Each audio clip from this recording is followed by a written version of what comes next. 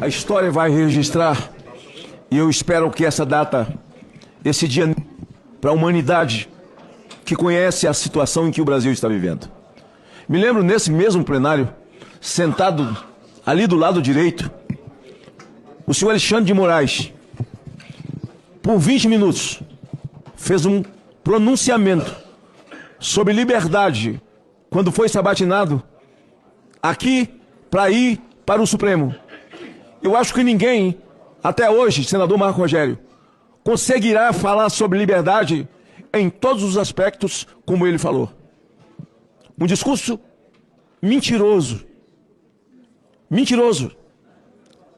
Comportamento farsante de quem mentiu, de quem estava diante de uma banca examinadora e para passar com o seu TCC, ele mentiu. Eu dizia sempre que tínhamos um ativismo judicial, mas não.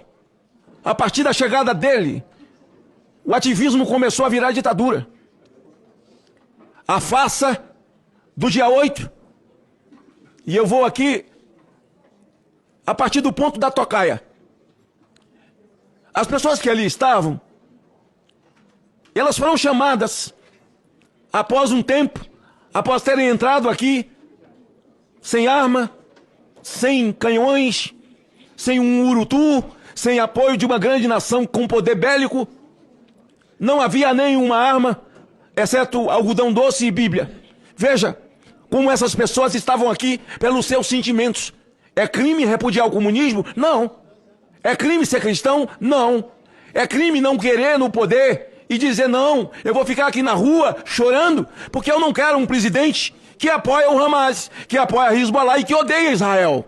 Nós amamos Israel. Eu não quero. Elas se tornaram criminosas por isso. E a velha mídia, a mídia aberta, a televisão aberta, o jornalismo comprado, levaram essas pessoas para uma tocaia, senador Marco Rogério.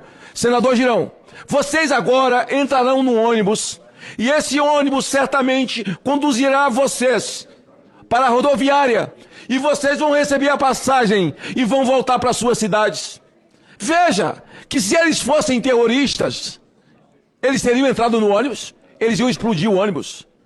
Se eles fossem criminosos, eles entrariam? Não. Certamente armados, desamedrontados, eles enfrentariam a tudo e a todos. Não. Os cordeiros em fila, desarmados, confiando na palavra que eles ouviram, que depois aquele general covarde, que recebeu uma palavra dura do senador Jorge Seif, quando na CPI do dia 8, aquele covarde diz que recebeu um telefonema do presidente Lula que o emocionou, que ele admira Lula, porque Lula tem uma firmeza emocional muito grande, e ele deu a ele a notícia dizendo assim, o Lula diz, prenda todos, e ele diz, pode ficar tranquilo, presidente, eles estão pensando que nós vamos protegê-los, nós vamos prender todo mundo. Levou para a tocaia, eles entraram no ônibus, e foram. E os ônibus ficaram dando volta na cidade, sabe para quê? Para que a velha mídia pudesse filmar. Filmar com drones, com helicópteros e mostrar para o mundo. Uma imagem de pessoas humildes sendo humilhadas e levadas para o cárcere. Para o calabouço. De maneira fria, sem empatia. De uma justiça, injustiça. Nunca foi justiça. Quem deveria praticar justiça são praticadores de injustiça. Hoje nós temos uma Suprema Corte que se põe acima dessa casa. Hoje deveria ser o dia da anulação de tudo. Hoje nós deveríamos estar votando a anistia do próprio Alexandre de Moraes. Porque se tem criminoso nessa história, o criminoso é Alexandre de Moraes. Agora, a mim chama muito a atenção e me entristece. Eu fui o último dos parlamentares a estar com Clesão. Eu estive diversas vezes na colmeia com mulheres, mães de família, que nunca praticaram um crime. A Débora escreveu num patrimônio e agora, na manifestação sem anistia, uma petista foi lá e escreveu num patrimônio. Cadê? Tá presa, o Marco Rogério? Não, mas a Débora pegou 14 anos com as crianças pequenas. Eu não espero unanimidade, porque o cara, quando é de esquerda, ele não tem alma. O esquerdista não tem empatia, ele não tem sentimento, porque o esquerdista comunista, eles não creem em Deus. O Estado é Deus, o Deus que nós cremos, Pai de Jesus Cristo, que deu a vida por nós, eles não creem nele. Eles acham que é o poder pelo poder, ter poder, e tem muita alegria em pisar e humilhar. O foco dessas pessoas, na verdade, é Jair Bolsonaro. Não importa quem esteja na frente, vai pagar o preço. Aqui, quando o Talhaferro fez a sua denúncia, ele foi colocado como diretor de uma agência de combate à desinformação. Não, o Talhaferro comandava uma agência para dar legalidade aos crimes praticados por Alexandre de Moraes, e ele tinha que inventar uma legalidade para se tornar legalidade. Ele denunciou o crime, o que aconteceu com ele? Está na Itália, com um pedido de extradição feita pelo Alexandre de Moraes. Ora, essas pessoas, o Jair Bolsonaro, ele foi vítima de quê? Da delação do Cid, que nunca foi delação. Delação, eu já dei delação premiada, senador Marinho. Há um homem chamado, na CPI do narcotráfico, Jorge Meres. Delação é quando você fala de você, é quando você fala dos seus crimes. E aí, a partir dos seus crimes, se encontram outras pessoas. O Cid não falou nada dele.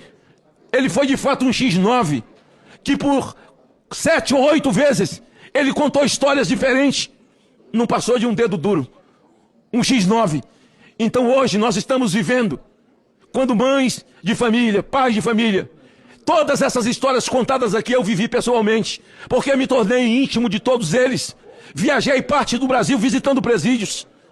E hoje eu estava com uma série de emendas, porque nós não queremos dosimetria. Senador Girão, senador Marinho, esse texto da dosimetria é um texto da lavra de Alexandre de Moraes. O Paulinho da Força não escreveu nada disso. O Paulinho com o Alexandre não tem força. Há 10 anos de prisão por desvio de dinheiro do BNDES. Foi condenado, o único voto que teve foi de Alexandre de Moraes. Então, esse texto é de Alexandre de Moraes. Nós estamos votando aqui o texto do algoz de inocentes. Jair Bolsonaro está ali, preso, numa masmorra. Um homem que não cometeu nenhum crime. E do alto da sua grandeza, não tendo amor pela sua própria vida, ele encarna o que disse o apóstolo Paulo: eu não tenho por ganho a minha vida, porque para mim viver é Cristo, morrer é lucro. E disse ao seu filho: vai e vota essa dosimetria, vote o texto, mesmo sabendo que é de Alexandre de Moraes. Nós estamos votando um troço de Alexandre de Moraes aqui. Mas com esse entendimento, que é menos pior, estamos diante de uma escada de 100 degraus. Nós estamos subindo um que está cheio de sabonete, de um monte de troço que pode escorregar e cair. Um degrau só.